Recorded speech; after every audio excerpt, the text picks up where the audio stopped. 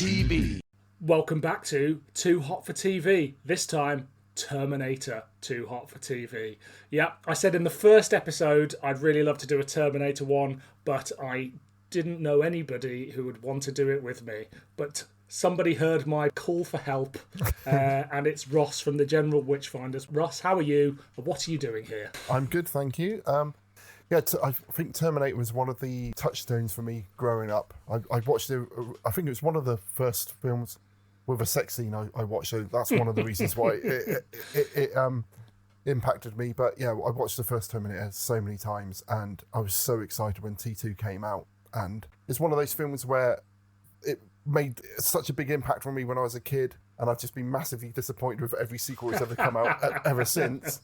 But when you start talking about it, I said, yeah, I'd love to talk about that. And one of the things we're going to talk about today, I'd read about it, and I was so excited to actually go and witness it. And I still, even years after the fact, I still want to talk about it. So this is a great opportunity to talk to you about that. Amazing. Terminator, I feel like, is one of those films that if you are a man from England or probably America and you are over the age of about 35, I want to say, it is just ingrained in your soul, in your body. It's part of popular culture that Terminator and then Terminator 2 are just two of the best things to ever happen to your childhood. Yeah. Can you remember the first time you ever experienced it? Well, I can't remember the first time I watched the original Terminator, but we had a certain amount of pirate videos in our house, and which we watched over and over and over again. A shared experience again. Yeah, so I think Highlander was one of them. Terminator was one of them. Romancing the Stone was one of them for some reason. I don't know why. And we also had a couple of videos which my dad went to take back to the video shop, and when he went to take them back, the shop had closed down. So we ended up getting Christine and something else as well. I just would watch those films on repeat over and over again. Way too young to be watching them, but I think for me, the original Terminator, it was one of those first films where it was a high concept sci-fi idea in a film which like blew your mind. The whole like bootstrap paradox and stuff. You know, when you're watching that when you're like 8 or whatever it was, it just feels like this. I didn't know stories could be this exciting and this like thought provoking. And you know, when you're used to reading like Leo the Lop or whatever kids book you're reading at the time, you just don't expect that there to be, you know, a self-fulfilling sort of time loop in a story, let alone them having sex in it as well, and people ripping their faces off and all that kind of stuff. And you know, you're used to like stop motion animation being like a Ray Harryhausen sort of stuff, but then actually seeing like robots doing that kind of stuff, it's amazing. It just blew my mind, and I just had to keep watching it over and over again, really. I sort of became aware of Terminator 1 and 2 at the same time. So that's because you're young. Well, I'm not that young. So Terminator 2 comes out in 1991. So at that point, I am 8 years old, I think. And my cousin, who's a bit older, is like, I've seen Terminator 2, it's amazing. And I'm like, what is Terminator 2? Then all of a sudden I realise this press is everywhere, and she tells me about it, and I'm just like, wow, that sounds exciting. Because I've not long got into Doctor Who, which is, you know, time travel and all that stuff. Killer robots, maybe not as violent, but, you know, similar stuff. Same budget, really, isn't it? Yeah, exactly. You know, a few quid here and there. Yeah. But my parents were terrible parents in one respect, in that they were quite happy for us to watch films of all ages, sort of as long as they weren't real. Like, so Terminator or RoboCop, Aliens, things like that. They were like, well, Doctor Who scares them, Aliens scares them. It's the same concept, as we say weirdly, just, you know, the scares are perhaps a little bit more visceral in something like Terminator. So my dad just rented Terminator from the video shop, and we sat down as a family, and at least I think my brother, who would have been about 5, sat and watched it as well. And it was just a lovely Saturday night. We all sat around and watched Terminator, and you know, I can remember getting uncomfortable at the sex scene, because watching sex scenes with your parents just never. Even now. Yeah, I went to see what's it called, Midsummer, with my dad, and there's a bit where he's forced to have sex with all these women, and I was like, God, I'm sitting next to my dad when this is watching this. Like, this is like 47 years old. You think, fuck, I can't deal with this. Yeah, but I think for me, it was like, I would have just taken it off the shelf, and it would have been like my dad's handwriting on the spine of the thing, like Terminator, see what this is, and just watch it. It's mental, that I was, like I said, like I'd probably been like 7 or 8, and just watch that on my own in the living room in the middle of the day. My mum probably doing the ironing in the background. And they were terrifying films. Those initial future war shots in both of those films, and then just the relentless nature in that first film of this thing that keeps coming for them, and the music, especially that synthy music in the first one. The music's brilliant. I love the music. And then obviously the cliche of like, the Terminator coming out the flames at the end, which they build on in the second film and stuff. I was scared, and people used to say that Doctor Who was a safe sort of scared, and I think Terminator and Aliens and things like that, for my sort of 8 to 12-year-old brain, was an unsafe scare. Well, I think especially Terminator, because it was like something coming to now, effectively now, and it's coming into your house. It's killing your friend. Terminator 2, like killing your parents, essentially. It can be anyone. It can, and that whole thing of it absolutely will not stop. But at the same time, it was really fucking cool. I just love the trainers Reese puts on and stuff. Yeah. And it was just really stylish, and like I wanted to go to Tech Noir. Like when I grow up, that is the kind of night. I still haven't found a nightclub as cool as Tech Noir. Yeah, it was great. But one of the things I always remember about this is that my mum, her and her friends used to run the play school for younger kids. But in the summer holidays, it would become play scheme. So it was essentially a way, it would run all day, and people can just leave their kids in the play school hut. And I had to go along because my mum was going, and I resented not being able to watch TV. So what I did is I took our Amstrad telly video, which was like a television and video all built in together. I used to carry that. It was bloody heavy for like a little kid. Carry that down to this place, and there was a room in the community centre where the play group or the play scheme was kept, called the Quiet Room, and I turned that into the cinema. So, and I would put on films for kids like of all ages, from like 4 up to and I would show like Highlander and Terminator like in the room with all the curtains shut in the summer holidays, and that was and Terminator was one of the films which would be on regular repeat for the kids just to come in and watch in there. Amazing. I mean, Terminator was an 18 certificate. The way we think of films, though, has sort of changed, and one of the things that people always criticise the newer films for is for not having R-rated or 18-rated certificates.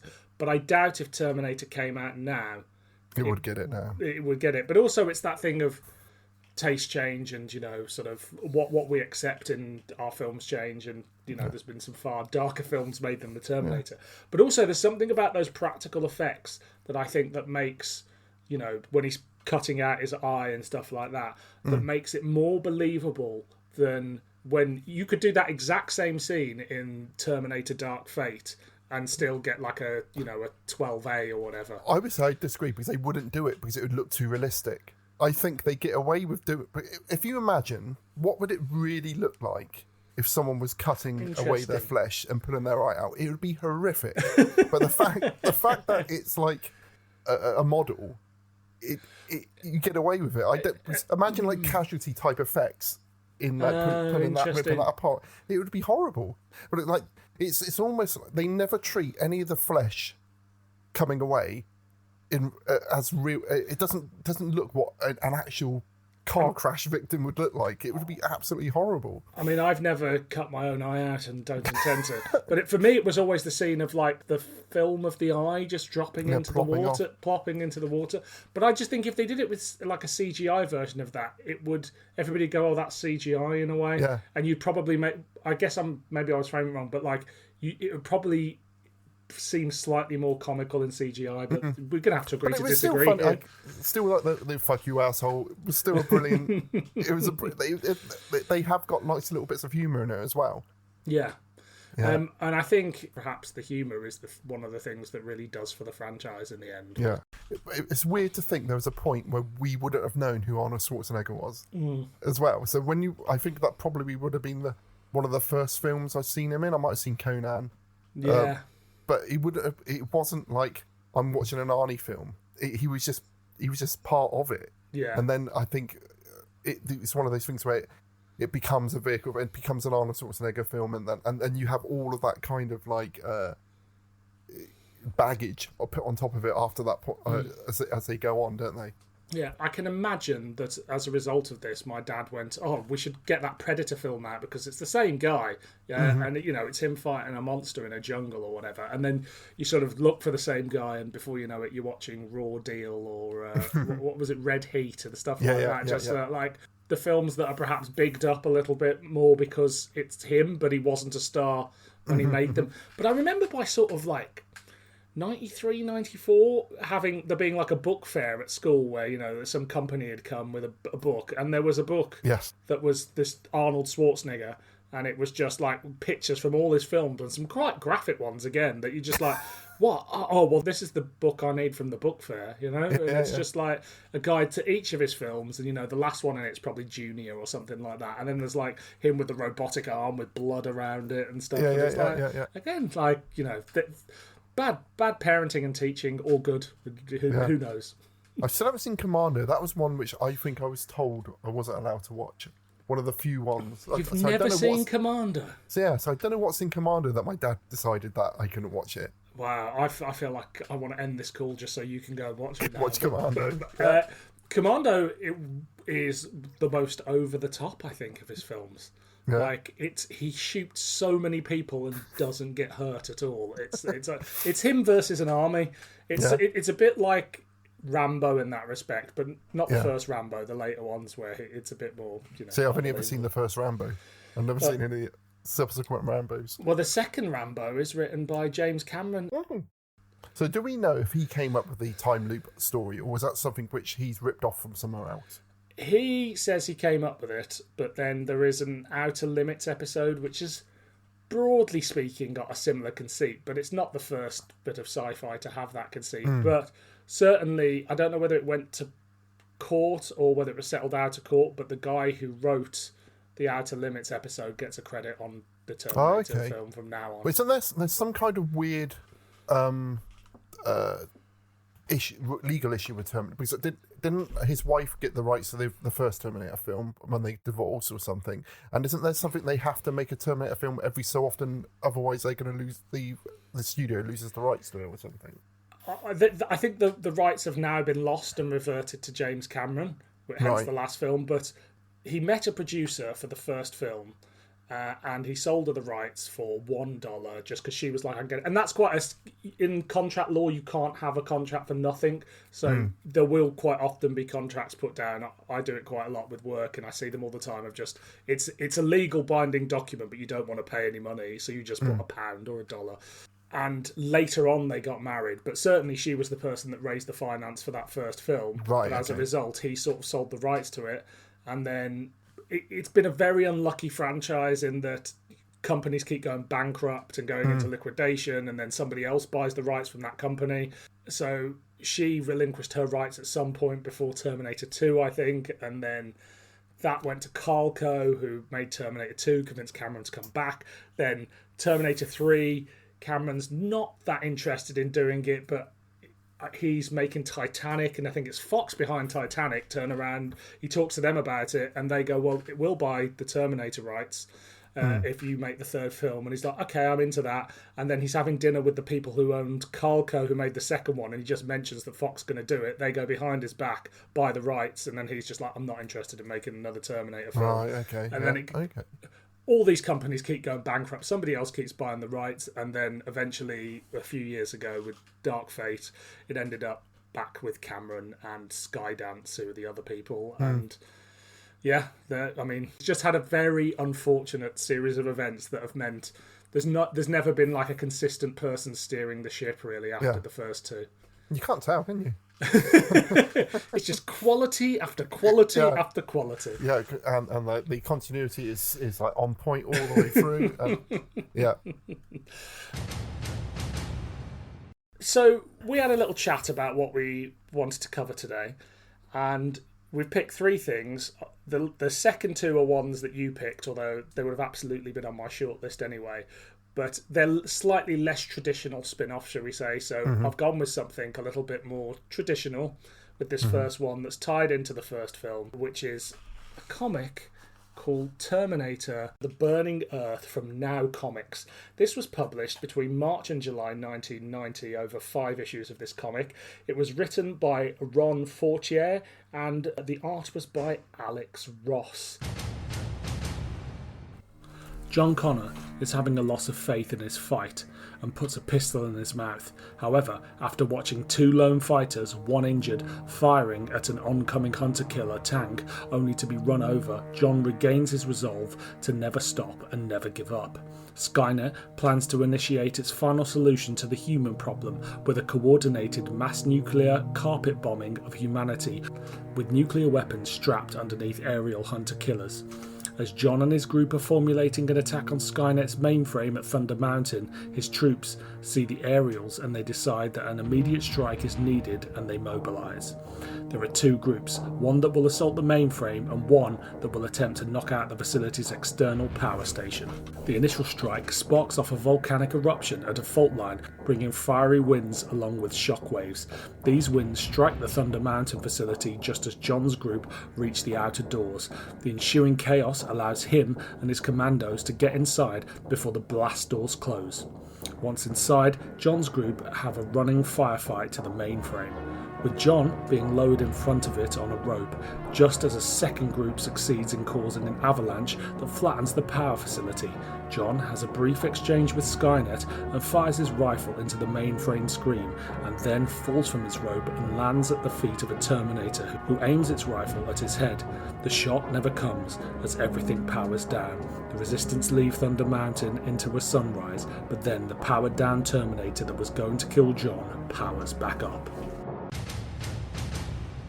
Now, I had a little look into this because there are quite a few Terminator comics, and some I've read, some I've heard about. I've not really heard of this stuff. This company, Now Comics, have published about 20 Terminator issues before this, sort of based on the first film, but a lot of the Terminators are a lot more human. Some of them have personalities and things like that. And then these guys come in and go, no, we want to do something that's a bit more akin to the film The Terminator and make it a bit more serious, and so this is their response. Now, before we get in there, do you have any experience of any Terminator comics, books, whatever? Me and my friend James is one of the co-hosts of General Witchfinders.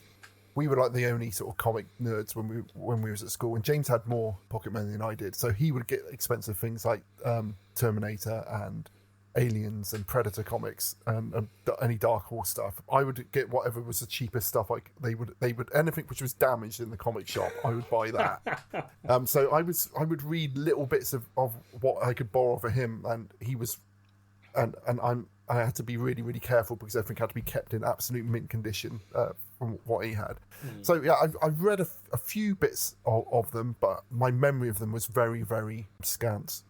So I haven't read anything for at least 25 years on any of this stuff. So it was quite any memory I got was very vague. Yeah, I picked up a couple of random bits of comics, in no way piecing together a whole story. You know, like I don't think anything. I think it was from the Dark Horse run, which comes a bit later. Yes. But I remember getting a few of them as a kid. Later on in my 20s, I did buy the 2 omnibus editions and read them all through, but I can't really remember much about them. And then I have read various tie-ins to other Terminator films. This one was a new experience for me. And obviously, this exists in sort of a unique place in that Terminator, which was only ever planned as a one-off film, is only one film at this point.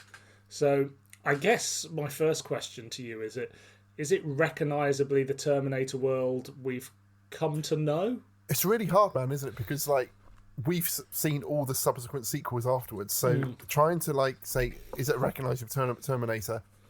You've got to try and forget everything that came afterwards. And I think I rewatched Terminator Salvation the other day because we was talking about that, and I said I didn't like it, and you said it was one of your faves.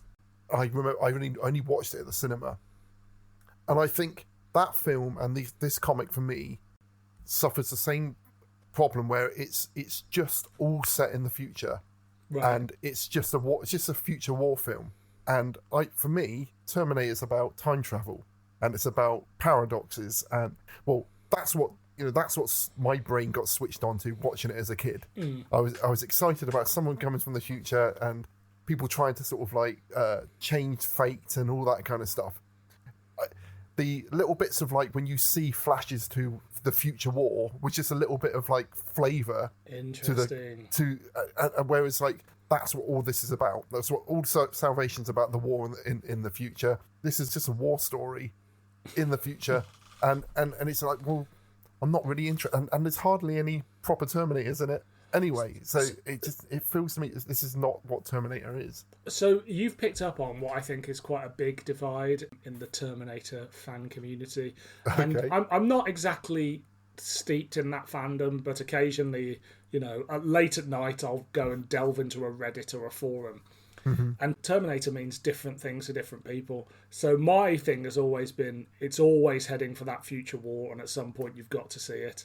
Right, even though it is about those other things. There were other people who are like yourself, who are like, no, it's about time travel. There were other people who are like, it's about a relentless killer. It's always a chase movie. Yeah. And it's that first film especially is a horror film. So I think you've got sort of these three camps, and they sort of intertwine, because for me it's always heading to that future war. But what I don't understand is why that future war never involves more time travel. But it's similar to Star Wars, isn't it? Where it's like, I didn't want to see the prequels because it was that was in my mind, and it's never going to live up to what I imagine it to be. And as soon as you start showing it, it completely narrows it down. And when they just keep showing the same, or the hunter-killer spaceships, it just gets...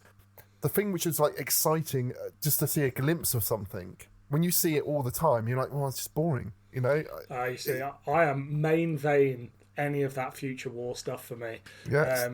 I've seen, Terminator fan films and things like that, just trying to get a little bit more. And weirdly, the other night, I was... after I'd watched the second thing we're going to talk about... A thing came up, and it was 15 minutes of a Terminator game set in that future war. Yeah. I just thought, I'd love to see what that's like.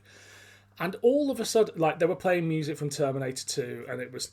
all of a sudden, I was immediately tense and petrified. Not petrified, right. But just I was suddenly taken back to that fear that I felt as a kid watching Terminator, because I was in an unknown... sort of weird future world. I was watching a thing on YouTube, but it was suddenly those rare moments where modern popular culture, despite always constantly trying to remind you of the things you felt as a kid, actually does it. And it was just 15 minutes of this guy avoiding Terminators. But we're getting distracted there. So we're in this future war, and it is John Connor versus the machines, although admittedly I didn't quite figure out that it was John Connor to start with, but it's certainly... I got really confused because there's so many characters in it. It's Alex Ross when he was 19.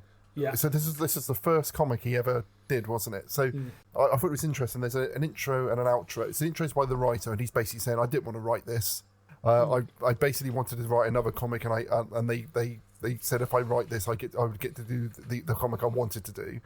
And then Alex Ross is at the end saying, I hadn't done a comic before, and it's not very good, and you can see my style evolve as I go through it. So, well, great, I'm glad I didn't pay for it, because both the creators told me it's crap. But yeah, there's so many characters in it, and I think the style of how he draws them changes throughout, so therefore it's quite hard to keep track of who's who. I thought Sarah Connor was in it for ages because they kept doing close-ups of John Connor's face, and he's obviously tried to make it look like Sarah Connor. Yeah.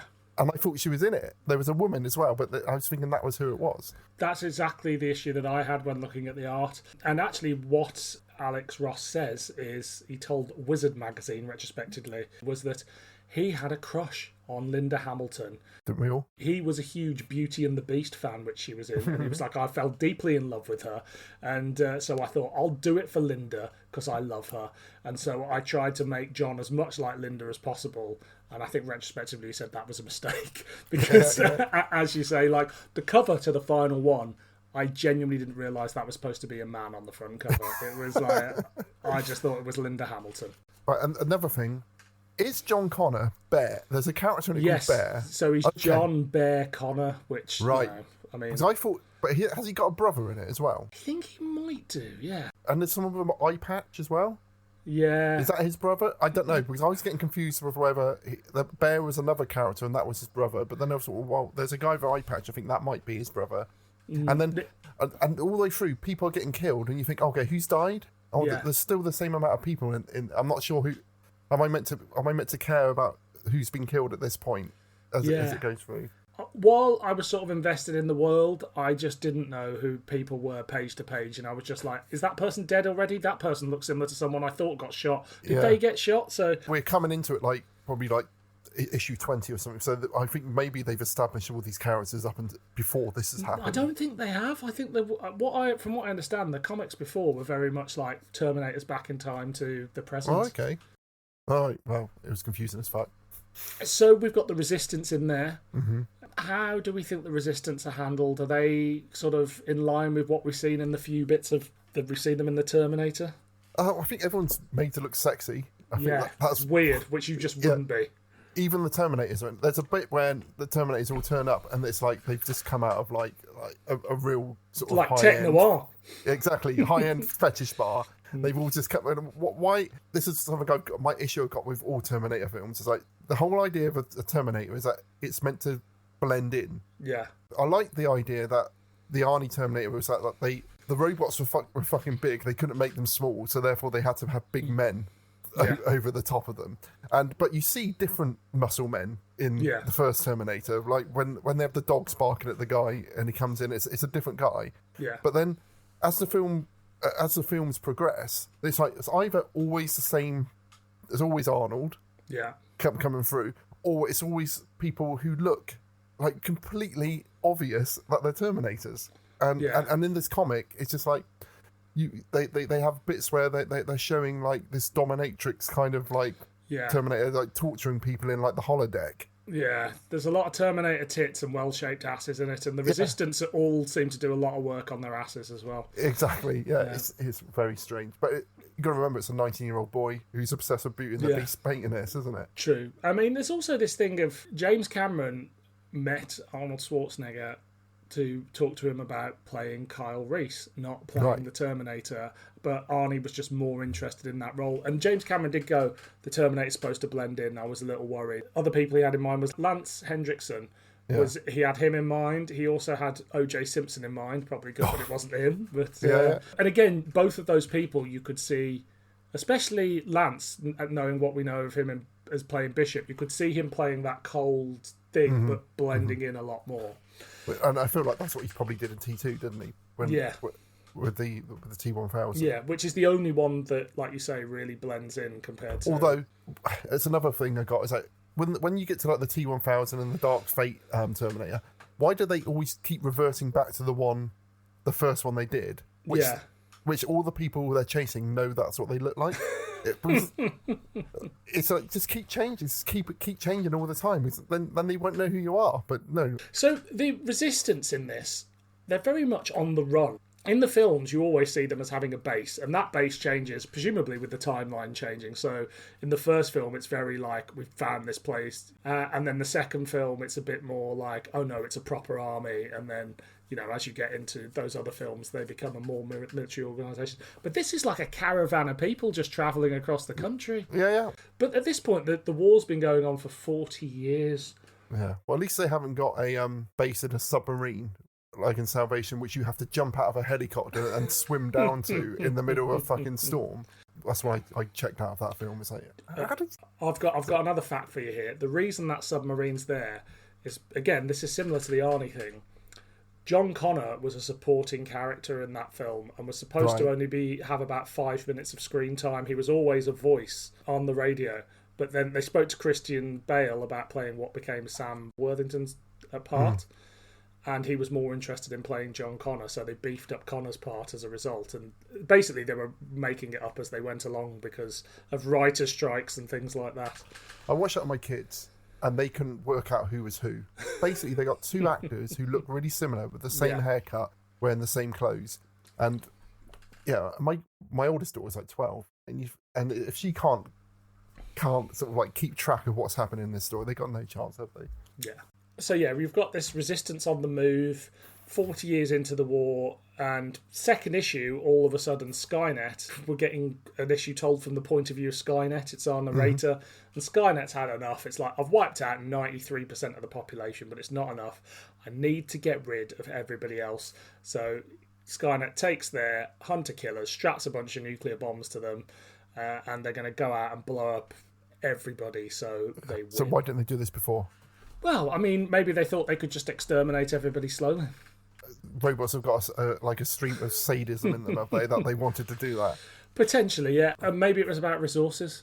Because if you think they've let off all the nuclear bombs to kill 50% of the population or something like that gets killed on Judgment Day. So maybe it's taken them this long to get enough nuclear bombs to do the other. But I thought they were old. They were old ones. I think they had to. They went and like got some old. Maybe they did. Yeah. I don't know. These fuckers don't know what they're doing writing this anyway. Well, there's one thing as well. Why are the Terminators in lit rooms pressing buttons? There's a bit where they realise if they turn if they turn off the mainframe, that would stop all the robots from working. But then they show the robots are operating the mainframe. Yeah. So why are they there? What? That doesn't make sense. If like the computer is telling the robots to operate itself. Yeah, I think it's sort of quite a childlike idea of what Skynet is, but also our understanding of technology. Like as a kid, a hunter-killer, I assumed, was driven by sort of two robots, endoskeletons, and that Skynet was surrounded by loads of Terminators. But it wouldn't be, would it? There's no need for it to have it. It'd have defense turrets and stuff like that. And they're talking to each other and stuff in this. And so, well, why would they need to talk to each other? They could just like send code. What I like about the Terminators in the films is they speak when they're in human disguise to blend in, but they have no need to speak when they are Terminators, and they wouldn't within, they're not just having a... It's like in Earthshock where you see the two Cybermen on guard having a chat. It's like there's no need for that. Unless you're Helena Bonham Carter embody it, sort of then have to explain the plot to someone in like Terminator Salvation. In a room with chairs, which is fully lit. It's like, why would they build chairs, and why would they turn the lights on? Like, they don't need... I know another thing about this. So that set was built. There was going to be a huge plot twist that got jettisoned mid-shoot. It was basically that Skynet wasn't there to kill humanity, but to save them and upgrade them, and they picked the best of humanity and upgraded them like Marcus's character was. And so it'd be sort of like 200-300... half human, half Terminator people that were the future of humanity, and that's why they're trying to wipe everything else out. But they just used the set in the end. That would be a really nice twist to do like a version when you find out that actually there's a bunker somewhere with Elon Musk in there, and it wasn't the computers after all. It was like the elite trying to get rid of everyone. It's like scorched earth sort of thing, and then they would have emerge after the fact. So when you do your Terminator TV series, that could be like the season 3 twist at the end. Oh yeah, absolutely, yeah. Elon Musk is there. Yeah. Elon Musk sounds like a robot's name, doesn't it? I'm sorry to keep going on about Terminator Salvation, but that's the most recent thing I've watched. But there was a line in there, which is pretty much, it feels to me it was lifted out of this, where they're talking about they're just machines, and all machines have got an off button. And I thought that was I was just wondering is that just a coincidence, or do you reckon that maybe someone was slightly influenced by this when they did that screenplay? You must think that as the screenplay evolved and various different writers did drafts and rewrites, that at some point they went, right, we know what the future war stuff looks like in the 3 films that exist, but what other material is there on there? And they send some runner out to Forbidden Planet or the equivalent to come back with a stack of comics going, this is all the Terminator stuff. Yeah. So, yeah, I can absolutely believe that. How do we feel the Terminators are handled in this? We talked a bit about the Terminator tits and the Terminator dominatrix. How do we feel that they're treated? There's a weird sort of Cylon Terminators, aren't there? Which are in it. You don't really see the Skull Terminators till quite near the end. No. Because they have these kind of weird, kind of angular, like Cylons at the beginning, which is quite strange. But I suppose, like we said, when this was made, there wasn't quite so much Terminator iconography. That face thing wouldn't have been, that sort of came in the Terminator 2, but that was really kind of like, this is the image which represents that film. So there was a bit more fluid how these things looked, I think, in this one, which is quite interesting. Yeah, absolutely. It is, as you say, the iconography is just not quite there. There's no reason why all the Terminators had to sort of look the same, and that's something, obviously, the film series delves into. But I did think, it was too Cylon-y. I was a bit like, come on. They're basically the same things. Ultimately, what this story is it's the story that sort of leads up to the first Terminator film, in that, Reese goes, its defense grid was smashed, albeit it's a bit of a Star Wars defense grid, isn't it? That, why if there's a big flaw there? Are you sure you want to make it so easily accessible? Yeah. And they've been fighting this war for 40 years, and it turns out all you needed to really do is get up a hill. And, well, they sort of do a distraction. One bunch of people go up the hill, fight some Terminators, and sort of get killed, and then another bunch climb the mountain, get met by like 60 fucking Terminators, and somehow manage to kill them all and get in. Yeah, if you think how hard it was to kill one in the first film, a lot of these just get disposed of very, very quickly. They tend to have like the big gun off the car they keep bringing out, don't they, to blow people away with. They're very much cannon fodder, the Terminators in this, in sort of a stormtroopery way, which isn't quite the menacing Terminator that I remember from the first film, or indeed any of the others.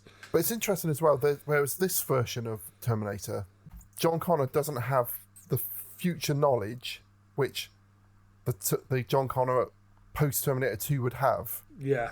So there's a point where he considers killing himself, which I don't imagine like the John Connor from Terminator 2 would do as an adult, because he's almost like he knows what his fate is. He knows that they were going to win at some point in the future. Whereas I feel like the John Connor in this one, he hasn't got that sort of like foreknowledge, so therefore he does feel despair. I thought that was quite a powerful thing to have in a comic of someone contemplating suicide. Yeah. I mean, suicide comes up quite a lot in terms of there's a lot of sort of like self-noble sacrifices, and just people who are like, well, I want to die, so I don't mind taking out a few Terminators with me. Like, the thing I think it gets right is the bleak nature of the war. There is almost no hope, and even though this is their last chance, and perhaps it's too much of an easy last chance that they should have gone for before, I really get that these people are tired, run down, and have done nothing else, at least in the story, maybe not in the visuals. And they're Whereas just done for me, with it. That doesn't have any of the kind of like, it doesn't have any of the lighter side, which I feel like particularly Terminator 2 had, which it kind of like, it was just a bit too like, it was too relentlessly depressing for me. Is there anything else you want to say about this one? Because it's sort of 5 issues. There's a lot of interesting art. It doesn't always make sense, but it's quite a brief story. I think it was interesting to look back of like where they thought Terminator was going to go at that point, if they were going to go any further. And it's interesting what you were saying about these different camps about what Terminator is, because reading it was like, well, this is not Terminator. This is just like prequel shit. So show me the time travel. So is it a clanger, a banger, or an average meander? Oh, it's a clanger for me, I'm afraid. Is it? I'm going to go average meander, because it doesn't quite hold together. There's some nice bits of artwork. There's some weird bits of artwork, but I'm a sucker for a future war, so I was quite happy with this. Interestingly, when I was looking for something to cover, everybody regarded this quite highly. Oh. And I wonder whether that's a nostalgic thing of like, the people that discovered it at the time and were 12 years old or whatever. So I could see why 10-year-old me or 12-year-old me would have thought this was the best thing ever. But I think it didn't help that I read the intro and the person who wrote it said it wasn't very good. I think that see, I read the intro after. There we go. So I made up my own mind that it wasn't very good, and then he told me. Yeah, he told you afterwards. Yeah, sorry if we've ruined it for anyone in advance. Listen to Dylan, not me. Terminator's dead. It's a one-movie thing. People don't think about trilogies or more at this point. But eventually, the idea of a Terminator 2 sort of starts to take shape.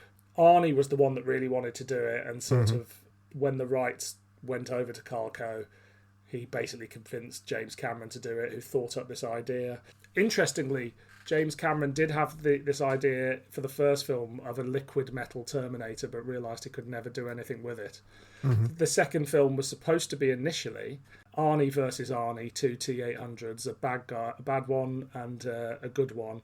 Halfway through, the bad one dies, and Skynet sends an emergency advanced prototype, the T-1000, who is disguised as Kyle Reese rather than Robert Patrick. Cameron felt that story just wasn't working, and so again, he thought the most interesting part of it was a good Arnie rather than good Arnie versus bad Arnie, and he was probably right. And so then we get, one of the most celebrated sequels of all time. Yeah, it was so exciting. I can remember, so I was 14 when this came out, and me and my friend James were just really, I think it was like in every magazine, there was so many adverts for it, and we really wanted to go and see it. I can remember it came out in August, I think it was, and we went to Bournemouth to go and watch it, and then we was like, oh, what? It's a 15 and we're too young to go and see it. So what we did, I remember ringing my granddad up. I hardly ever rang him up. I said, Grandad, we're about to go to see a film which we're too young to watch. If we need someone to vouch for us, could we get them to ring you up for you to tell them that we are 15? He's like, yeah, whatever. Great grandadding skills. Yeah, exactly. Really panicking, going up, sweating, asked for the tickets for it, and they went, yeah, no problem. Just walked straight into it. And I think we was probably the only one. It was in the middle of the day. There wasn't many people in the cinema, but it was a proper old cinema with a massive screen. And it was just amazing. Just loved it. It was such a good film. I think watching it now, because I showed it to my kids, and for ages it was my oldest daughter's favourite film. After she saw it, she loved it. But watching it for myself, I was like, oh, maybe it's a little bit too long. Maybe the Dyson stuff goes on a little bit too long. But as a kid, hadn't seen anything like it. The Guns N' Roses music on it was amazing. You just wanted to be John Connor. Yeah. It was just, it's really weird to say that. I wanted to be someone who is being chased down by a killing machine who kills all your family and stuff. But it's just like, it'd be so fun. It would just be so cool to have a Terminator as your mate, who you could arc around and ride a motorbike. And even before the Terminator shows up, he's the coolest kid you know, and I think that's the thing about it. And I was exactly the same. I was a little bit younger, but I basically had to wait till it came out on video, and we pre-ordered it from the video shop the day it came out, watched it, loved it. But from that moment, I wore torn jeans and an army sort of surplus jacket, and I listened to Guns N' Roses, and that was my personality for about 3 years as a child. Yeah. Oh, good work. It was so good. It's such a shame that Edward Furlong didn't become anything other than that was just it. But he was so good in it. He was amazing. But how old was he meant? Was he meant to be 10 in that film? I think he's meant to be 10, something like that. Which is insane. He's not a 10. 10-year-olds don't ride motorbikes and hack into ATMs and stuff, do they? He definitely looks older than you probably did trying to get into the cinema. Yeah, exactly. I was obsessed with this film as a kid. I used to... By the time we got it, we bought an ex-rental copy, and then eventually... Because it was that period, wasn't it, which seemed like about 5 years when you're a kid, but probably wasn't that long. But it's certainly longer than today, where it was at the cinema. Then it stopped being at the cinema for a little bit. It had been in the cinema in America 6 months before. Yeah.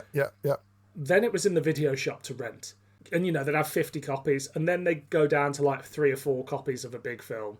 Yeah. But then it wasn't available to buy, but you could buy an ex-rental, and then it was available to buy. And then like 3 years later, it was on TV at Christmas. It was like the life cycle of a film felt like it was about 5 or 6 years. Yeah, I can remember there was a copy of The Last Starfighter, which had a sticker on it. It said, if you wanted to buy this film, it'd be like 70 quid. And I was okay, well, that's roughly how much a big Christmas present for me. And I was like to my parents, could I please have a copy of The Last... They probably wouldn't even sell it to you, but I think it was just like a selling point for the... And I just really, really wanted that year to have The Last Starfighter on VHS.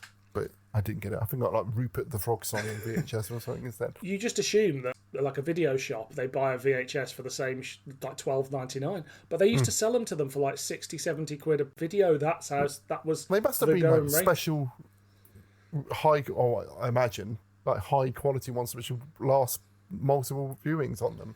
I have no idea. People talk about how to get people back to the cinemas these days. And I'm not saying it was better in the good old days, but you have to think just from a business point of view.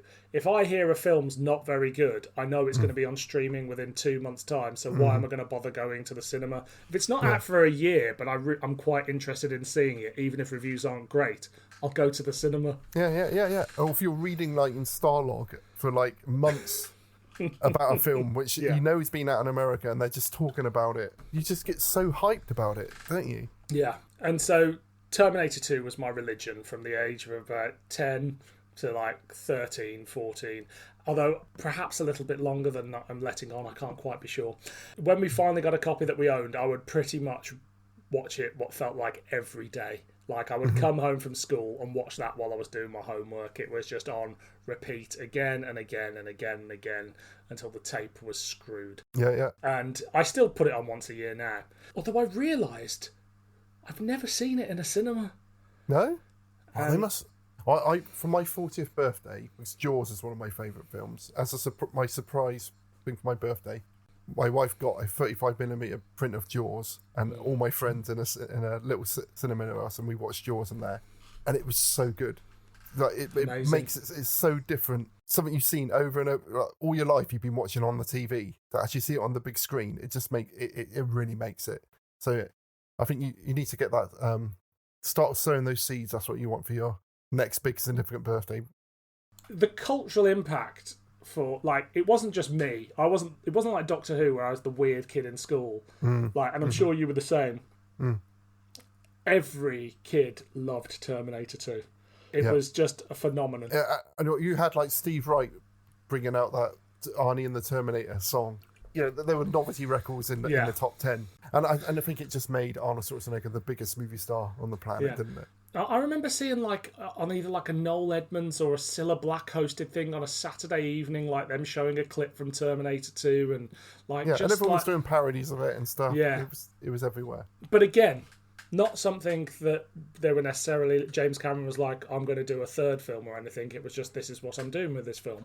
But he does entertain the idea of a third film, and he said his third film would have very much been, and perhaps the franchise would have fallen off here for you, that Future War film. Yeah. Although, to be fair, the Future War scenes directed by James Cameron look much better than the Future War scenes directed by anybody else. But one thing he does do, as a sort of a tester, but he says is officially part of the canon, is the next thing we're going to cover. So why don't you tell everybody what it is? So it's the Terminator ride. I think it was it called Terminator 2 3D? I can't remember the title they gave T2 3D Battle Across Time. Yes. So this is I saw this. It was 2005. Me and my girlfriend at the time, we decided to do like a round the world kind of trip thing. The only place I wanted to go was Hollywood. I always wanted to go to LA, and I've always wanted to go to Universal Studios because there was like, I wanted to go on the Back to the Future ride, and I wanted to go on the Terminator 2 ride because those are things which I'd read about or seen clips about on television, and I just wanted to go to. That was the only thing I wanted to do in that whole year. So we got to go to Universal Studios in Los Angeles, and went on that, and it's far enough away now that it's almost like a dream that it happened, and we managed to find a version of it. I think it was the last performance they did in the Florida one. Is on YouTube, and it all just came rushing back. And my memory of it was almost like I travelled back in time, travelled forward in time myself when it happened, because it was the most exciting thing I'd ever done up until that point. Yeah. So I wanted to talk about it. At a demonstration of Cyberdyne's newest creations, the T-70, John and Sarah arrive and disrupt the proceedings. After disabling the security alarms, they force the host to shut down the T-70s. However, they are confronted by a T-1000 from the future, whom they engage with automatic weapons. The host is killed by the T-1000 while attempting to stop him, mistaking him for a police officer. The T-800 arrives through a time portal on a Harley Davidson to rescue John. He takes John back through the portal and into the future war between humans and machines, while Sarah stays behind in the present with the T-1000 in pursuit. After defeating the T-1000, John and the T-800 make their way across the war-ravaged landscape towards Skynet. The duo successfully penetrate the Skynet facility and descend into Skynet's central core, where they battle the T-1000, a giant liquid metal spider-like construct similar to a very large T-1000. The T-800 sends John to a nearby time machine that will take him back to the present, while he stays behind to blow up Skynet and the T-1000. It opened at Universal Studios on April 27th, 1996. It was written and directed by James Cameron. It stars Arnold Schwarzenegger as the Terminator, Linda Hamilton as Sarah Connor, Edward Furlong as John Connor, and Robert Patrick as the T-1000. You don't get much more canon. That's more canon than half the fucking sequels. Yeah, exactly, yeah. It was interesting because I was reading that the guy who was sort of approached to do the ride, they didn't have the rights to it. But he just did all these like storyboards for like what he would do with it, and how because he had this whole idea of making a 3D film where things would come out, the actual things would come out of the screen. So you're mixing 3D with the actual real world. And it was interesting to read that they'd gone really quite far down this route, getting storyboards done, and then he was told that he had to go and pitch it to actual James Cameron. Reading it, he said, I was driving there and thinking, oh shit. No, this is the guy who this is his thing. He invented, and he was like, and he suddenly got really, really nervous. And when James Cameron was looking at it, he said he was silent for ages, and then he was like, "This is quite good." And then he was like, "I was prepared just to like say no and like completely rip this apart." But he said, "This is actually much better than I thought it was going to be." But then he goes, "But I can make it better."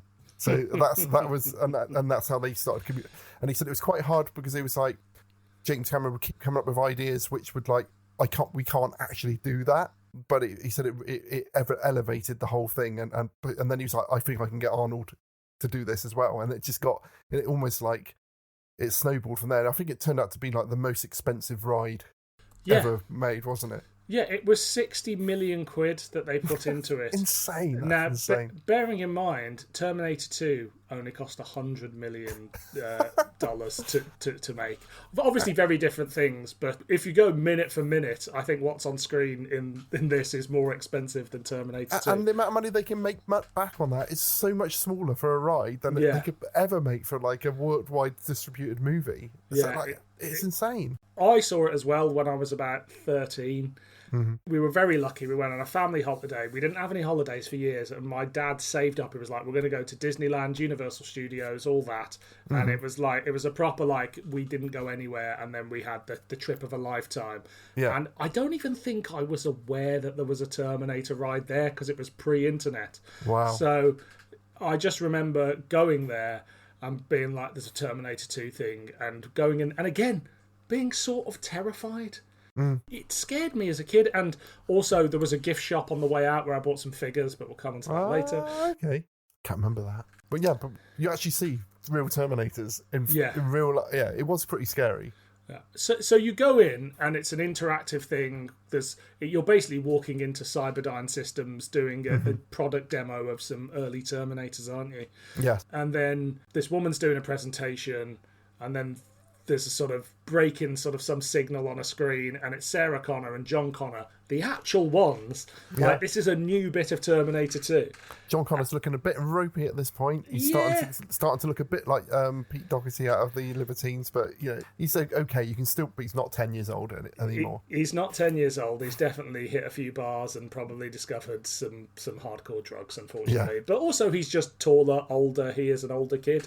Yeah. And then you get this thing where John and Sarah break into the room. So it's essentially a stunt show, isn't it? So they abseil down from the ceiling. It's actors who are acting in sync with what's happening on the screen. So, and I was watching this could go wrong so easily. Yeah.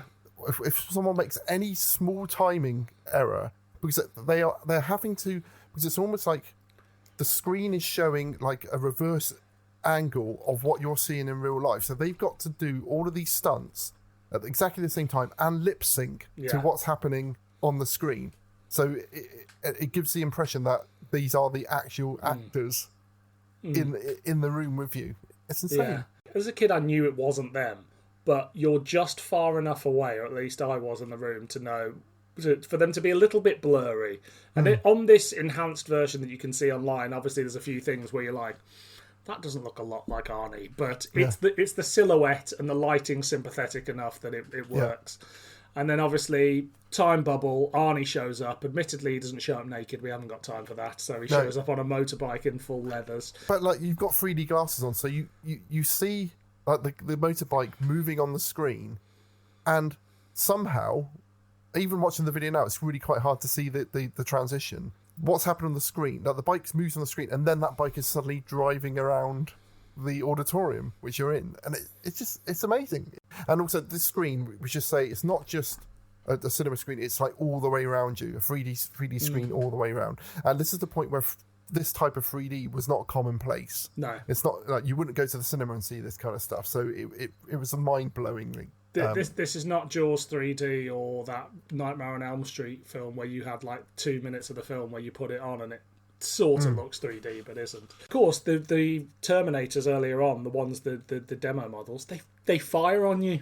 You know, they fire on the audience, which again... And they're blowing up sort of paper sort of targets and things which are actually being destroyed as well, aren't they? So, it's brilliant. And then Arnie takes John Connor into the future war and they go on a little adventure. Again, I'm very excited. There's, you know, the endoskeletons, there's the T1 million we meet. We go to Skynet headquarters, which is a lot more like you would imagine it compared to that comic we've just watched. It's sort of a big pyramid. It's a bit Blade Runner-y, isn't it? It's a bit Blade Runner-y, but ultimately it's one big computer rather than loads of things pottering about. And they got they got Terminator drones flying around as well, which makes a lot of sense. And then we get Robert Patrick show up as the T-1000. We meet the T-1 million, which is like a big spider thing, which I have no doubt we would have seen if they'd made Terminator 3 in 1996. It would have been something like that. Yeah. And they end up back in the display thing, and the whole thing. I mean, it said online it lasted 12 minutes, but I feel like that video is about half an hour. I think the 12 minutes must be the movie, right? The film, yeah. So you've got the whole sort of like set up before. There's like product demonstration videos and stuff going on as well. And my memory of, I think there was a little bit of you moving through the building and stuff as well. So it was quite a lengthy experience, wasn't it? Yeah. One thing that struck me during this and the last one is though how computers are still one thing. It's that the cloud isn't a concept we've really thought of, and they get a bit of it into Terminator 3 where Skynet's in multiple things and can be multiple things at the same time. But it's still very much destroy Skynet, save the world. But I mean, as an extra bit of Terminator 2, how does this stand up? So I think it's like the superior sequel, because if I go to how excited I was watching it, it's the most excited I've been out of any of the Terminator stuff I've ever experienced. It's got the humour from Terminator 2. Arnie is being like the deadpan kind of like wisecracker and stuff on there, and I think the John Connor was the same kid in it, and it was just exciting. I think for me, it had like backwards and forwards in time as well. I think it was a perfect sort of extension of all the stuff I loved out of the first two films. Great. You probably should have stopped there. Yeah, I mean, I think perhaps the world that exists between what I like most and you like most is that film. Yeah. And interestingly, they said if Salvation had gone to a trilogy, there would have been a lot more playing with time travel. You would have seen the whole Kyle Reese thing play out and other bits, and they were going to come back and fight some of the war in modern day London and things like that. So there was all sorts of plans, but as quite often happens with these things, people spend too much time planning a trilogy and not making I think that's really good. The problem we got with all of the sequels, like Salvation, Genesis, and Dark Fate, that all of them feel like they're the first part of something that never took up, because they were all designed as that. We've gone through these first two films going, but these are like both times they're like, I don't know whether I want to make another one. Yeah. And the nearest we got to the third proper Terminator film was this brilliant little 30-minute skit that when I watched that, because I've seen clips of it, it's the sort of thing that, 11 o'clock on a Friday and I'm pottering around in my office after, drinking a couple of beers and I'm like, oh, the Terminator ride, and I've seen clips, but I hadn't seen the full thing in its entirety for years. And somebody on YouTube, I'll put a link in the show notes, but essentially has stitched together all the different bits of footage to give you the best version of the experience you can. It's not a pro, like we've taken a professional camera team through the live experience and then cut in the film, but it's various bits of camera phones and stuff, as you said, predominantly from that last day, and then you just jump into the I think it's the 4K version of the film, because it's on like the Terminator 2 DVD somewhere. Or one of the many releases. I thought what also was nice is that the crowd were so excited about it as well, because it was the last one. It was almost like going to watch Day of the Doctor. And this ride existed in Japan up until quite recently. Now, I've found two conflicting reports. One says the pandemic, and one of them says last year. Really? Either way, I'm gutted that I didn't know that's... Not that I've been to Japan, but I feel like on some of the bigger holidays I've had over recent years, if I'd have known there was a Terminator ride still in existence, I might have gone, maybe we don't need to go to Mexico. Maybe Japan is the place to go. Yeah. Well, what's more disgusting is it was replaced with some Minions 4D experience, wasn't it? Yeah. When you think about a lot of those rides that they had in Universal Studios and Disneyland and stuff, and you sort of go, well, of course, Terminator 2 isn't that relevant to kids anymore, and of course the Back to the Future ride was going to go sometimes. But then also I think about, like, when I was there as a kid, there was a backdraft experience, there was a Twister experience. It's like... But I think the Waterworld stunt show has only just recently stopped, hasn't it? Oh, really? I never saw that one. I saw the Indiana Jones one, but presumably that's long gone, because I mean, nobody cares about that anymore. Well, they got Indiana Jones ride at Disneyland Paris. They've got like a whole sort of Indiana Jones thing going on there, and I think, is the Star Wars one still there? Yeah, I went and Star Tours the other day, and it's all been updated. And I didn't realise if you go on it more than once, it's different each time. Oh, right. Which is exciting. You go to different planets. So I think on the first one I went to Hoth, and then the next one I went to Naboo. Didn't know what was happening really, because it was all in French, but it was very good. But it makes me feel sick as well. I think now, like, those sort of things with 3D glasses make me feel quite nauseous. But as a kid, I can remember I didn't have any of that kind of feeling when I did that back in the early 2000s. Because you were fearless back then. But I'm the same. There's certain things like that I used to be able to do as a kid. I went on some waltzers last summer. I used to love waltzers, and I was like, oh my God, this is not a pleasant experience. Yeah. No, we're too sedimentary. I think as you get older, you just start turning to like solid rock, don't you? You don't want to move or do any, move your eyeballs too quickly, because it just like throws everything out of equilibrium. So, is there anything else you want to say about T2 3D Battle Across Time? Oh, I just wish there was a way I could experience it again. Me too. I think it's just like I said, it's amazing that how many times a day would they have had to perform this? The people who did it. I imagine it was like, if it was half an hour, I'd say on the hour every hour, something like that. Imagine that being your job. One, it would be exciting, but also like just the pressure of getting it right. And they must have had, like, I know magicians always have like things, so if something goes wrong, they always have an out. But how could you do that if the film is still going? If you fall over or like climbing up that ladder because you have to climb up a ladder to put something in, which is happening on the screen. There's so many times I could just completely be cocked up. I mean, it must have gone wrong at some point, just like the inevitability that, something not too wrong, but I guess they hope that because it's going on a screen and in the thing, that you'll get enough idea of what's supposed to be happening. So there is a question though I've written down in my notes. Okay, so what is the law in Terminator about, like, why do they have to come through naked? And isn't there some like kind of rule about like why they can't take weapons through time? It can only transport flesh, living matter is what it says. So obviously the endoskeletons are covered by living matter. I don't quite know how that works with the T-1000, but presumably it's got a way of emulating flesh. But like, so if you stuck a weapon up your bum, you could take it through. Okay. So I went like wrapping it in sausages, but like I just went straight for the bum. Yeah, you could just wrap it. But I don't know whether there's a lot of sausages about in the post-apocalyptic world. Or just like put it in like a dead cat or something and bring it through. So, in the ride, he rides the motorbike through time. Yeah, and he arrives in his leathers. Yeah, I think we just have to suspend a bit of disbelief there that they were like, we don't have 90 minutes of a film to do this, so we need Arnie there in his leathers, and that's just. So you didn't want a naked Arnie coming through on a motorbike, which has been wrapped into sausages, and you had to like scrape the flesh off of it. The flesh cycle, yeah. No, I think they just decided it's further into the war, so they've got more advanced technology. How about that? Yeah, but so if that's the case, why didn't you just send a Terminator back further in the war before the other Terminator went back? With, he hasn't thought of that yet. He'll think about it after that in the future, and then it'll become fact. I think that is the downside of the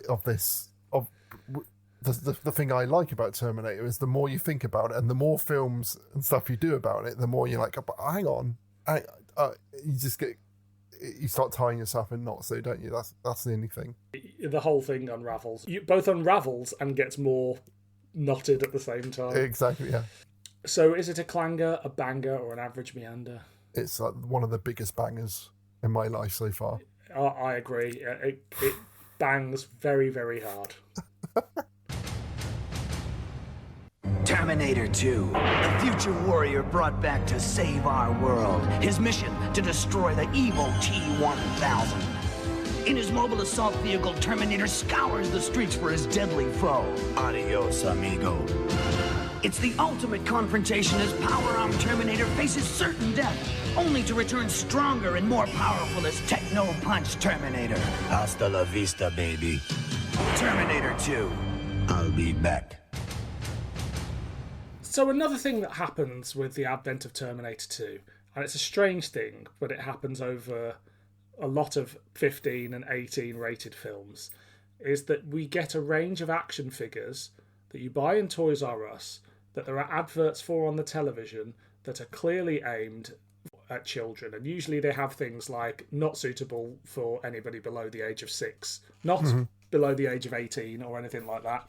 And during my childhood I had RoboCop toys, I had Aliens toys, and I had Terminator 2 toys.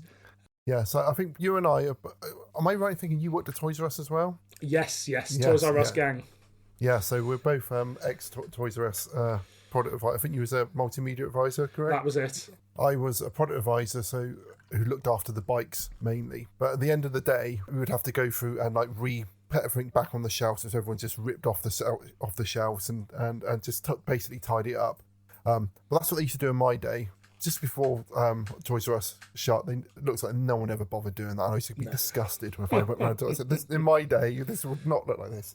So I was used to look at all of these weird ranges of toys, and it's one of those states, because now I was watching a video of from Comic-Con, and like action figures is just something which adults have. Like any piece of IP will have like a whole range of like really good quality realistic action figures for that particular property. But back when we were younger, if there was a toy for it, like you said, it would be a toy which would have been twisted in order to be. Because adults wouldn't want to have these things. Adults wouldn't want to have something that actually look like the thing in the film. It's just for the kids to play with, and I just thought it was just interesting to bring this up just to see how something which, in theory, the kids would never have actually watched would be turned to make it so like it was attractive to kids. And when you look at these toys, nearly every one is a human which has got his skin flayed off of him in some way to reveal like the ectoskeleton underneath. And when you look at it, that's a pretty macabre thing for kids to want to play with, isn't it? And even like the main image on all of the blister packs is half human Arnie, the half that's skin dragged off of this thing as he's been pulled along by a truck or something. Yeah. The history of action figures is quite an interesting one, and I don't know the full history, obviously, but there's a couple of key things that feed into what you were saying. Obviously, there's merchandising properly is created with Star Wars, where you get action figures of everybody. There were action figures before that, we all know it. But what's interesting about the action figures market is, in the 80s, it was things like Transformers and He-Man were toys first, and then the cartoons or the films and what have you came second. By the 90s, it's sort of gone back to right, what IP have we got that we can sort of bastardize and make it the kid-friendly version? And, you know, it's still very much things with guns and all that. And what you were saying earlier about adults having action figures, there's been a shift over the last sort of 20 years where at one point you could get sort of action figures for kids and then collectible action figures. What actually happened is there's a shift in what kids want, so they're less interested in action figures. But Woolworths and Toys R Us both go out of business, or their equivalents in the US. That's where cheap action figures were sold to kids for a very long time. Now they aren't available. Action figures are suddenly 30 quid. That's not for kids because kids don't have 30 quid to spend on something. So it's suddenly a collector's item aimed at you, me, people like us. Whether you're an action figure collector or not, they are aimed at predominantly men, I would suggest, 30 plus. And those are the people that buy them. Not to say there aren't kids with them, but it's a different market. But they're not for playing with, are they? They're just putting on your shelf. But then you go for this weird thing where they start trying to make them look like what these toys used to look like. Anyway, but making them way more expensive than they could ever been at that point. My brother's is buying all the reissues of all the Master of the Universe toys. Yeah. So they're much better versions of those toys, but they're insanely expensive and all like special edition stuff. Yeah. But it's interesting, like how they kind of trying to expand. So they had a range of like these Terminator toys, like the Future War ones. So they're trying to sort of like expand like the few characters, and so it's not like it's Star Wars where there's like 50 different monsters and characters and stuff which they can make different action things. So essentially they're just doing different versions of Arnold Schwarzenegger. Yeah. And you got the John Connor toy, which would probably be the boring one to have. There's quite a few ones of the T-1000, but and this is when they start playing around with like the different materials they're making out of them. So there's one which is, I can't remember what it's called now, but it changes. Is it called White Hot? Yes, White Hot T-1000. So he changes colour if you put like warm water on him. Which it just makes me think of like piss. Yeah. If you piss on it, it changes colour. It changes colour, yes. I just know that you wouldn't be... If you haven't got the other... Because you can get another Terminator which has got like a water pistol. If you haven't got that, all you're going to do is either run it under the tap to change its colour. Yeah, or lick it. So I can imagine like sucking on a Robert Patrick to make him a different colour. Well, I had a few of these and I can tell you I never sucked on a Robert Patrick. Well, the night's young. Indeed. There are 3 series of these action figures. So the first one comes out in 1991, which is the one that is, I mean, they're called Terminator 2 figures, and they're to go with the film. And as you say, the variations either on Arnie, the endoskeleton, or there's the John Connor figure. And some of these squint and you look at them and they could be Arnie from the film and, the T-1000 from the film. No Sarah Connor. No, because boys don't want figures of girls, do they? Exactly, they don't want dolls. I always remember when Jurassic Park came out and everybody was collecting the figures for that. When you saw like the sales section of Toys R Us, the Maid Marian figure was the one that was left. Yeah. It's like I went to Tintagel in Cornwall, and I didn't even know there was Merlin action figures from the TV series, but the only one they had there was the Richard Wilson figure. Like, why did you even bother making? The weirdest one from this first lot is the Cyber Grip villain, who is this sort of bald-headed Terminator type thing with a human face that's got a gold claw and like gold things sticking into his face, which, as far as I know, has not been in any Terminator extended media anywhere. Should be, though. I mean, he's cool. I like the Terminator assault car. Yes. So again, the whole idea of Terminators are that they are going to blend in with their surroundings. Whereas this one has got a gun, which is like the length of the car on it. It's got an enormous chrome Terminator face. Hood ornament on the front of it, and he's got it's almost like these massive sort of metallic goggles, which he has to, but no steering wheel. So I don't know how he's controlling it. So I had all 3 of the accessories. So I had the car, the bike, and the bioflesh regenerator. Which is gross if you think about it. So basically, this is where you put in your ectoskeleton action figure, And is it almost like Play-Doh? Gets mashed around him? It's not. So the figures of the skeletons were smaller than the other ones, so you got special ones with it, and they were solid. They couldn't bend, and it was like, what's it like on? It was like jelly, pretty much, like slightly thick consistency. Slime. Yeah, it never went hard, so. You just had to sort of pull it off, and like you could. It was quite cool because you'd see like bits of the face and stuff, but there was no consistency. And I think years later they did a similar one for Doctor Who Series 6. Do you remember the one with the rebel flesh and the almost people? They actually they made figures of those, did they? Yeah, and I think there was a flesh sort of bio-generated. I might be making that up, but I think this is a fever dream. So essentially, you have the skeleton. You put this gunk over the top of them, and then the kid basically flays the thing, peels off the flesh from the characters to see the skeleton underneath. Yeah. Oh no, the flesh bowl figure creator. Really? Yeah, this is a thing. I'm going to put a link in the show notes, and I'll send you a link to it as well. I haven't seen that down the car boots though yet. I doubt they made many of them because this was at the point where Doctor Who merchandising was dropping off anyway. Unlike now, where it's just gone insane again, isn't it? Everyone loves it again. You can't move for Doctor Who toys anywhere you go. No, the glory days are back. So the next set comes in 1992. And it's called the Future War set, which you referenced earlier. Now, again, it's a lot of repurposed figures, more Arnies. In fact, they're all Arnies. And then there's a There's a Locutus of Ball. Yeah, there's one looks like Patrick Stewart from Next Generation, isn't there? There's a That's bowl. the Cybergrip. That's the Cybergrip villain. Oh, right, okay. So he's part of both of those sets. But the weirdest one, which I never saw in the shop, is something called Chromium. Yeah. Which looks nothing like a Terminator. It's got sort of a Terminator's face, and then it's got horns, and it looks almost like a Transformer. It looks like Death's Head. Do you know Death's Head? Oh, yes. He does look like Death's Head. Yeah. I wonder if that's a repurposed Death's Head figure. It looks like he should transform into something, but I doubt he did. But yeah, he's got like the horns, he's got like the metal skull. Now, I never saw that in the shops. It's it says it's 6 inches tall. I don't... Were they that big, the action figures? They were quite big, yeah.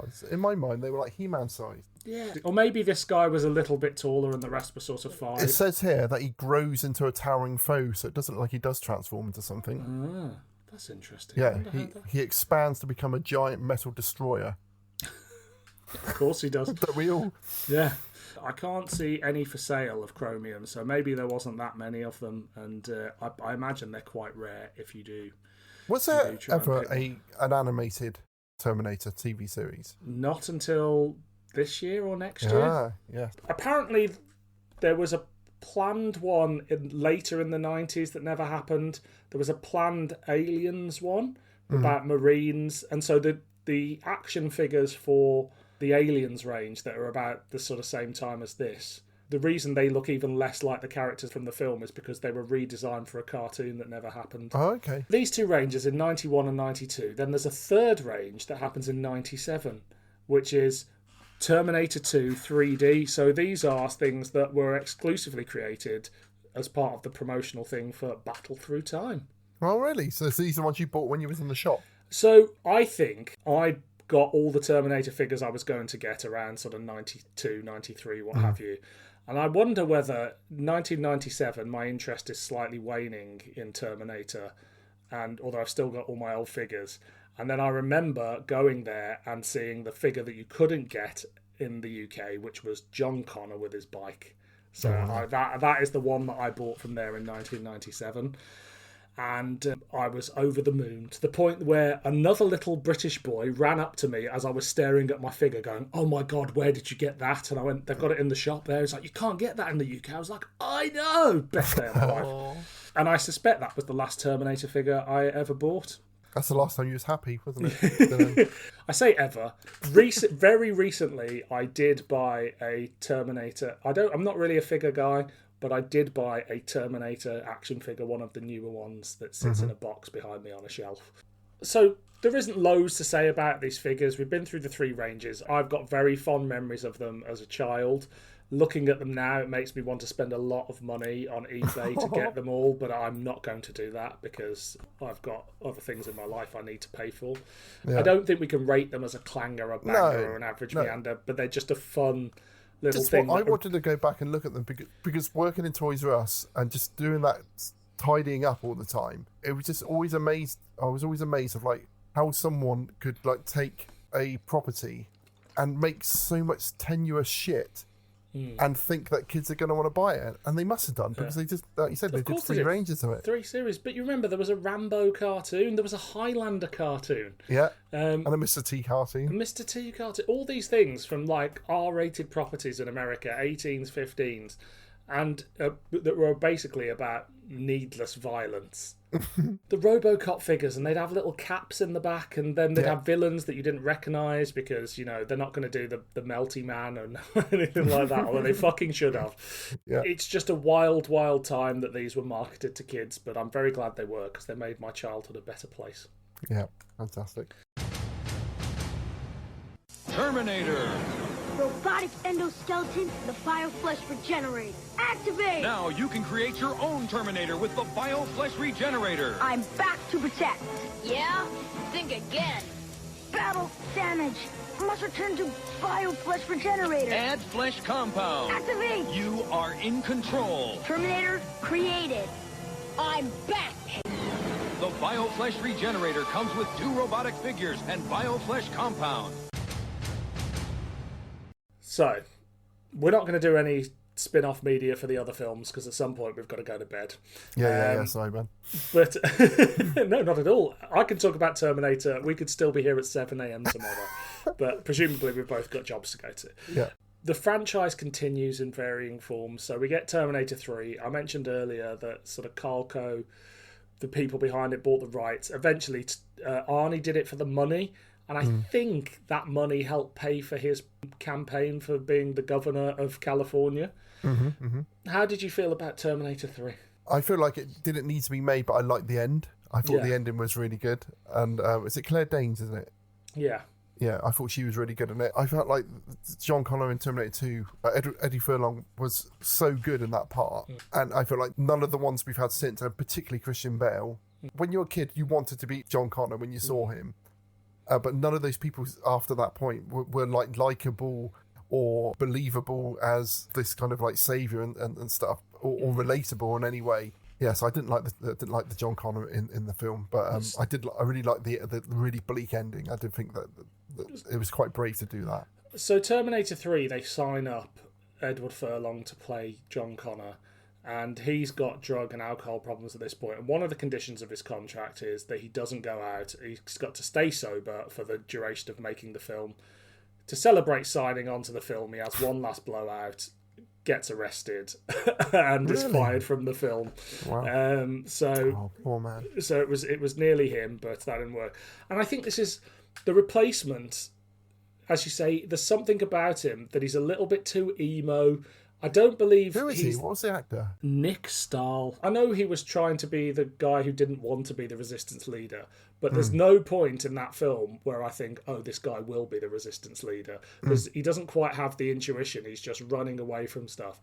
One of the issues with a lot of these films is they're trying to make the Terminators bigger and badder. And I think that the female Terminator in that's sort of liquid, sort of got all these mad things, I just think is a step too far. Expanding boobs. For me, this is the film where you do the Arnie versus Arnie.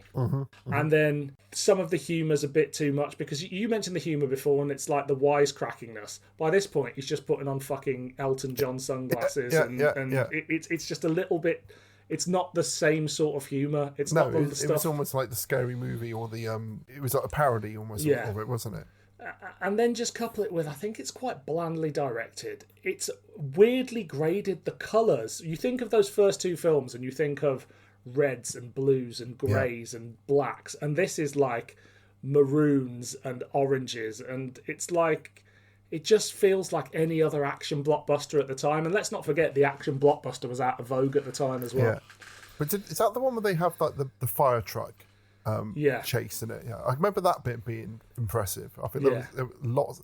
Again, it was the age where this is proper stuff properly bitten, smashed up. So that was impressive. But that's all I can remember really. That and the ending being bleak and that just still happened. And I quite like the idea, and I think that comes through in some of the later ones, that it's going to happen. Whatever you do, it's going to happen. It's going to happen in a different. If you stop it this way, it's almost like the whole idea of like fate is what you make. Was, well, no, fate it will find a way, and I quite like that. And then Terminator Salvation was supposed to be a direct continuation, but companies go bust, blah blah blah. So when it was, the first script was written with a view that it would be the same cast, and Arnie may have shown up some way somehow. I really like Terminator Salvation. I don't think it's perfect, but when it starts as the beginning of a new trilogy, like you say, I don't think there's a strong charismatic lead in there that really carries it in the wake of not having a decent John, an Arnie, or a Sarah Connor. There's no emotional hook, I think. No, but I think the kid who's Carl Reese out of Star Trek, I thought he was really good, and I think he just wasn't enough. I think like he would have been like the charismatic actor and out of that film. Apparently the original draft had a lot more Terminators in as well, but we sort of lose that when John Connor's role's beefed up from being a support role to being a joint lead. So there's lots of Terminator action that's sort of done with, which is a shame because I really like the idea of those early Terminators with the rubber skin that you hear about, and we see a few of them. I would have been so happy to see a film that, and then if that had turned into a trilogy, you know, you would have seen the future war, you would have got more time travel, you would have seen the Terminators we know, and probably beyond that. I just think it was setting up for something really interesting that never materialised. Not perfect, but I loved it in the cinema.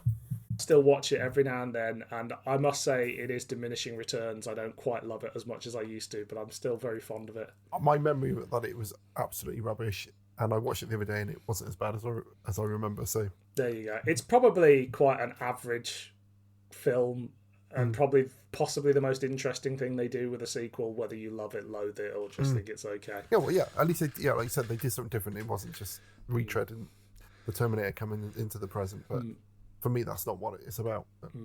Then that film does quite well in the box office, but there's still a will for Terminator to do well, but reviews are bad. Like, the reviews for that film were bad. There was no two ways about it. I may like it, but a lot of people didn't. And then there's various legal troubles, companies going bust, blah, blah, blah. And whoever ends up with the rights decides they want to reboot the franchise again, and we get Terminator Genesis. See, I quite like this. It's going to make me sound like an old perv. If you put a girl in it I fancy, as we've seen with the latest series of Doctor Who, I will put up with a lot of shit if there's a hot blonde in it. So fair. You've got a type. Yeah. Yeah. I hate this movie. What do you hate about it, Dylan? So I think it looks quite good, and again, it's trying to do something interesting with the reboot, doing an in-universe reboot with timelines. And if you're into time travel, then this certainly is interesting. And I would have been interested to see where it goes, even though I really disliked it. The problem I have is the moment anybody opens their fucking mouths, I just don't believe any of the performances. There's that big bit at the beginning, and we're seeing the future war, and John Connor's winning the battle, and I'm like, oh my God, this looks amazing. And then John Connor and Carl Reese are having a conversation, and he goes, oh, what you going to do when this is all over? And he's like, I don't know, how about a cold beer? And the other one goes, I'm going to rebuild my mum and dad's house. And it's like, are you not just going to die of poisonous radiation? Are you going to not just scramble around the wastelands and wonder how you rebuild humanity? And then just from every point, I just cannot... There's some nice little bits, where they jump into the older films, but all in all, like, John Connor's the enemy. What the fuck happened to him? I just don't really understand. I hated it. Okay. I like the idea of a Terminator who went after her as a kid and then ended up getting out. I like the way they explain why Arnold is old in it. And it was obviously people liked it because they just redid it in the next film anyway. But I like that aspect of it. I can't remember what Matt Smith is in it. Is he? He's basically Skynet. Okay, so is he a robot? I can't remember. My understanding, he's a robot from the future, but actually it turns out, because this was going to be like a multiverse thing, he was going to turn out he wasn't even from the timeline that the Terminator setting. It was from it was all going to get very multiverse in the sequels. I've only seen it a couple of times. I completely can't remember. But it's good to see Matt Smith in a Hollywood film. I know. He tries it a couple of times before finally finding his home in House of the Dragons. Yeah. And then we had Dark Fate. Dark Fate's an interesting one. I quite like the first hour of Dark Fate. I think it actually loses something when Arnie shows up. I just don't think he needs to be there. The Sarah Connor reboot I can do, but... I think if they hadn't done it already in Genesis, it would have been good. Because I agree. I love the fact that it's doing it somewhere else. You've got it on like the sort of the Mexican border and all that kind of stuff, and it looks different. And I think it's great seeing Sarah Connor carry. I hated that they killed John Connor. Oh, I quite like that. It almost like undid the whole of Terminator 2. They went for all of that trouble to save him, and then he just got killed really easily at the beginning of that one. It's just when they start doing things when they're fighting in a plane which is crashing, and they're talking to each other and they can hear each other, or they're standing on the edge of a plane which is taking off and no one's like shitting themselves because I think they're gonna fall out of the plane. That's the kind of that just takes me out of it at that point. But up until that point, I thought it was really good, and I really like the idea that it's going to happen whatever you do. Yeah. But didn't they come up with some really shit alternative name for Skynet? It's a different Skynet. It's a different timeline. So John's dead, but that woman becomes the leader. Which again, I'm behind, because if we're saying it's a battle through time, then the timelines are interchangeable. Like if you're fucking around with time as much as Terminator does. So that's why I didn't mind the death of John in that one. But yeah, apart from at the beginning, you don't see that many traditional Terminators. They're and when you get the Future War stuff, they were more sort of Matrixy, aren't they? Yeah. But it was quite cool when they were all coming out of the water. Yeah. A bit like the Daleks again, coming out of the water. But I like that black Terminator which can be split apart. Yeah, so you've got, me too. I thought that was really good. But that whole thing of, like I said, if he just keeps reverting back to the same human, they're going to run away from him as soon as they see him. Why can't they just change it up a little bit? But I enjoyed it. Again, I can't remember what happened at the end.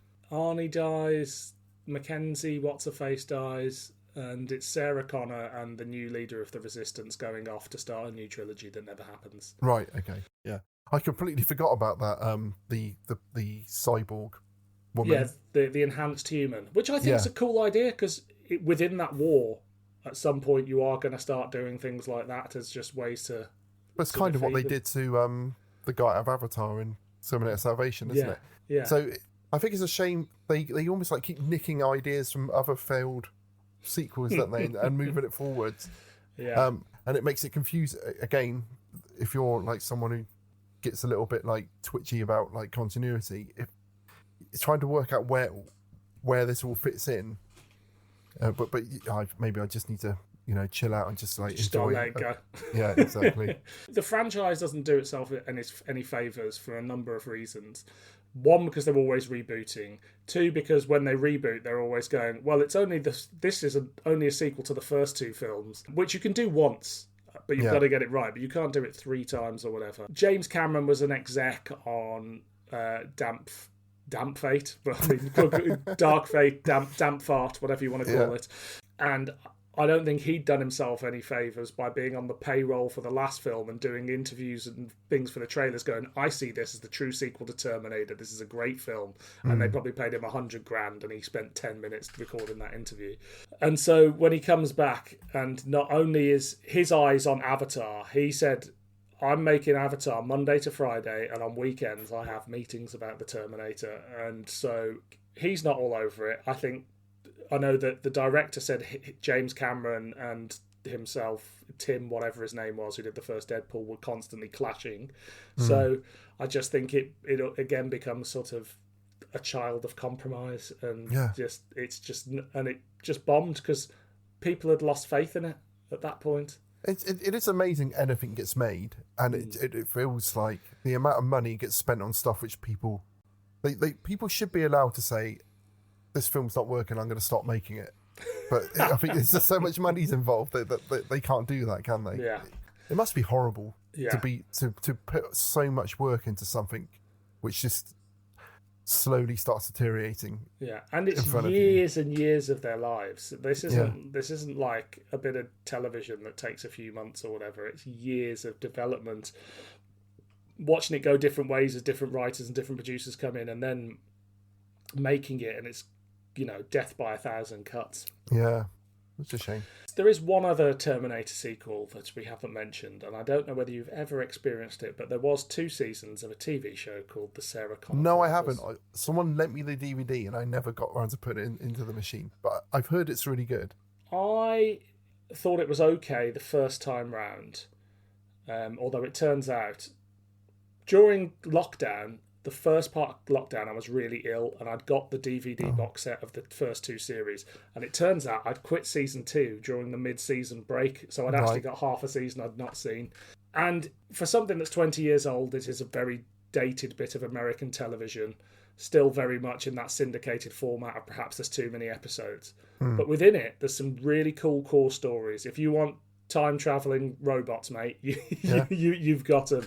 And, you know, they do things like, they're like, oh, we need a Terminator here, so we're going to send it to where the building was, and they're going to build the building around it and then activate it in 60 years' time. Oh, like a sleep. Oh, no. Yeah. Is there like a child girl Terminator in it? Is that? Yes, there is, called Cameron, after James Cameron. And we get, in the second series, we get lots of flash forwards to the future war. We find out why this Terminator's embodied what turns out to be a real member of the Resistance, and why she's wearing her flesh, that sort of thing. Oh, God, we see a lot of Terminators torturing people. Other stuff, like there's an episode about the origin of the T-1000 and it wanting to break away. It's set in the future, and it's set on a submarine, and there's just a bunch of people a bunch of the Resistance on a submarine that's manned by a good Terminator, but the good Terminator's been asked by John Connor to protect a load of things, so he's killing people on John Connor's instructions. And then there's all this other stuff. So there's really cool stuff. There's also some not so cool stuff. And then it ends with this mother of all cliffhangers upon its cancellation, which is John Connor or Sarah Connor, I can't remember which one, gets transported into the future war, and there is no John Connor there, so they don't understand, like, no one knows who John Connor is or anything like that, and then we never find out what happens. Oh, frustrating. And then we have the Terminator cartoon coming up. We'll see what's it. We'll so see. That's like an anime type thing. And is that all just future war stuff? No, I think it might be like almost like an anthology thing. But from the trailer, there's clips of the future war. There's clips in present sort of Tokyo, stuff like that. So let's see. Yeah, I'm up for watching that. When I saw the trailer for it, it looked pretty good. So, So my final question to you is, what do we think? Is there a future in the Terminator franchise, and what does it look like? I think there's lots of things you could do with it, and I think it's almost like you could do like a really nice anthology series about it. Like Terminator's going to different time, like there's a Wild West, or like I like the idea you said about like what about the other Sarah Connors and all that kind of stuff. But I don't know. It's almost like if they just left it as the 2 films, that would have been good. But they've done all these bad sequels now, so it feels like someone needs to go there and just like tidy it up and do something good now, just to sort of like put it to rest, put it to bed. But like I said, they've rebooted it so many times. You don't want them to do another reboot, but at the same time, if they're going to do a sequel, what are they going to do a sequel to? Because there's all these different like loose ends of all the different reboots they've already done. So maybe they just leave it. I don't know. James Cameron said he's got an idea for another film, but it's very much about AI rather than endoskeletons. And at that point, I go, just make a completely different film. Exactly. Don't call it Terminator. Yeah. I think the other 2 possibilities are somebody with such a fresh take that probably doesn't involve any of the characters we know at all, doing some weird thing with it, or a company like Blumhouse buying the rights, making a low budget but complete reboot. I don't mean like sequel to Terminator 1 and 2. I mean it's a complete reboot, and they figure out how to do something new for sort of $20 million. And make it a horror film. Yeah, exactly. Rather than trying to perpetuate the life of a thing where your main iconic cast member is pushing 80. Yeah, but it's difficult though, isn't it? Because he is the Terminator now to people, whereas like we said in the first film, it could be anyone. Yeah, could be that much. It's a shame we just don't let anything let everything go anymore, do we? No. Everything has to keep going. So, where can people find you on the internet should they wish to? I think the main thing I do is a podcast called General Witchfinders, which we cover classic British horror, mainly sort of Hammer horror sort of stuff. But recently we've done a Inside Number 9 episode, and so we do some modern stuff every so often. But next one we're going to do is a anthology film called The House That Drips Blood, which has got Brilliant. John Pertwee in it. So that might attract some of your listeners. I also do a podcast called Dark Darset, Darzet, which is about weird stuff that happens in my home county of Dorset. Crop circles, stone circles, mysterious black cats, that kind of stuff. But not many people listen to that, but give it a go. But that's about it, really. Yeah. Awesome. Well, thank you so much for coming to chat to me today about Terminator. I could do another 6 hours on it, but we must go to bed. Let's go to bed, yeah. Well, thank you for having me. It's been fantastic. But so this has been the last episode of Too Hot for TV, about this mini-series about spin-offs from other franchises. We'll be back in a couple of weeks with a new episode about good old-fashioned Doctor Who spin-offs for all of you that have been missing that. But until then, I've been Dylan. And I've been Ross. And this has been Terminator, Too Hot for TV. This next record is the future of rock and roll. Once you've seen it, you know what I mean. From Radio 1's Steve Right in the Afternoon, Arnie and the Terminators, I'll Be Back.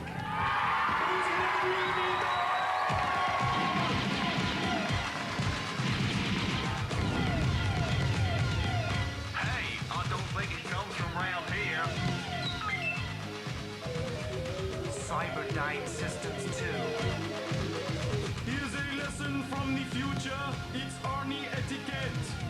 P's and Q's just make you lose the things that you should get. With an Uzi in my pocket and just one thing to say. I always get a refund and I always get my way. I've never had a problem in getting what I lack. You don't need please or thank you. You just need I'll be back. I'll be back. I'll be back. If you're lying, I'll be back. Too hot for TV. Because all I've ever wanted, my dream Terminator, and I'll probably cut this, is a Walking Dead style series set in that future world, but from the day the bomb drops. So it's about the evolution of the Terminators.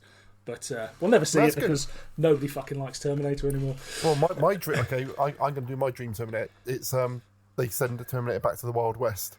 Brilliant. So it's cowboys versus Terminators. I think. But you can do it all. Yeah, or the one I thought of when I was just thinking about that today, and then I was like, what if the Whitechapel murders was a Terminator trying to find Sarah Connor? And you can just do Jack the Ripper was a Terminator.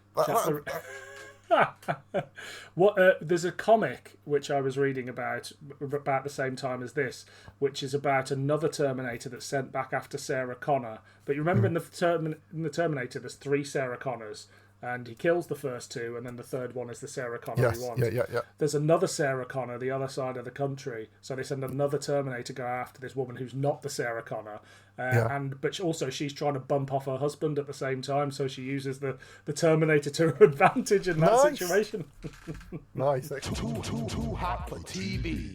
Do you think, like, the Terminator look still looks good now? Do you think like that chrome skeleton still feels good? I think it still looks good. I think it still looks terrifying.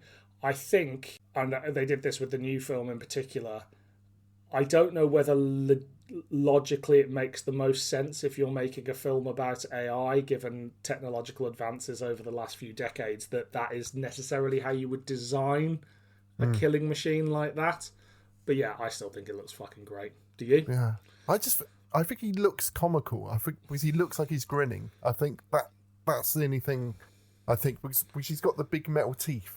Yeah. I think, especially like at the end of like the ride, when the head sort of comes out towards the screen, it just feels a little bit.